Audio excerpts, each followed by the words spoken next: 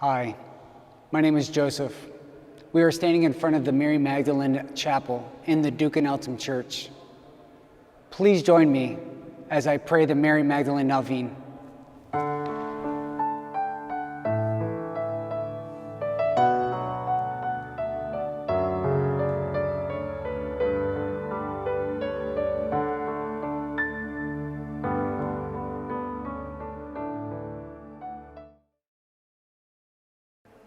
In an increasingly secular world that still admires heroes, the saints are to the world what Superman is to comics.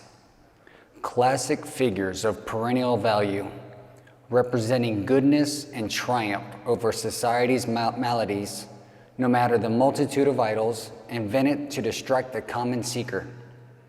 Unlike comic book figures, the saints are neither mythical nor born of experimental scientific procedures or freak natural phenomena. They are born of fragile clay vessels receptive to God-given grace. Like superhero figures, the saints are unique and above the ordinary. But unlike superheroes, the possibility of enrolling in the communion of saints is open to all. It is an open and universal school. Saints come to be through free, profound, and continual encounters with the Lord. They offer us a reality check. No one is exempt from the daily battle. They remind us that the universal heart desires something more, seeks meaning, and discovers purpose within the beyond itself. Ultimately, the saints are beacons showing us the way to full maturity in freedom and love. The saints defy the bad guys by their simple testimony of holiness, live amidst the messiness of life's challenges. They choose the right ally, a leader who demands nothing less than what he himself gave, his life out of love. The saints constantly reroute or maintain the course of faith, hope, and love, no matter what comes their way. They are faithful to the end, and they continue their fidelity to the Lord, unseen by human eyes. Their strategy? Befriending us. Saints are friends, and as any good friend, they invite us to share in the spiritual treasures that they have already received.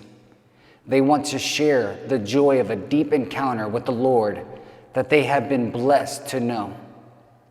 For example, St. Francis invites us to the joy of living gospel simplicity, so as to discover the ultimate jewel of the Father's providence when we detach our hearts from all worldly gains.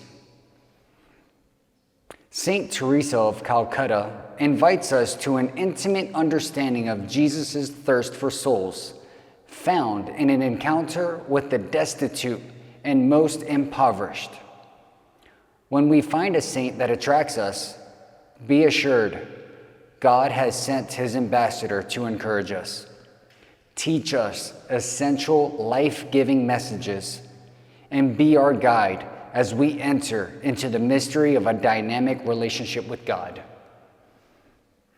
In this novena, a 9-day reflection, you are invited to walk with Mary Magdalene. Let her share with you the spiritual goods and treasures she's discovered in her journey of becoming a missionary disciple. Her journey reminds us of a fundamental truth. We are created out of love and for love.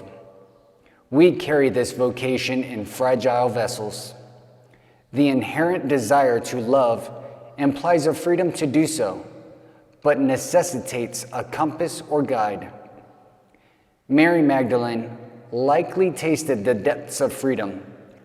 One type of freedom led her to a certain spiritual death, and the other led her to a new life.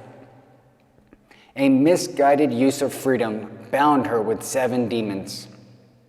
Perhaps we can all relate in some way as we recognize the subtle idols that snuff out the life of God within.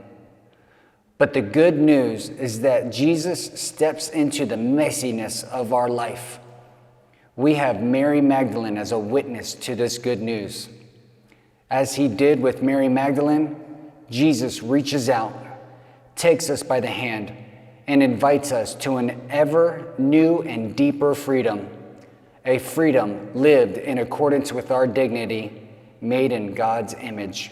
As we begin this novena, let us reflect on the journey of a soul. The fact of mere existence is a sign of God's desire to draw us into loving communion.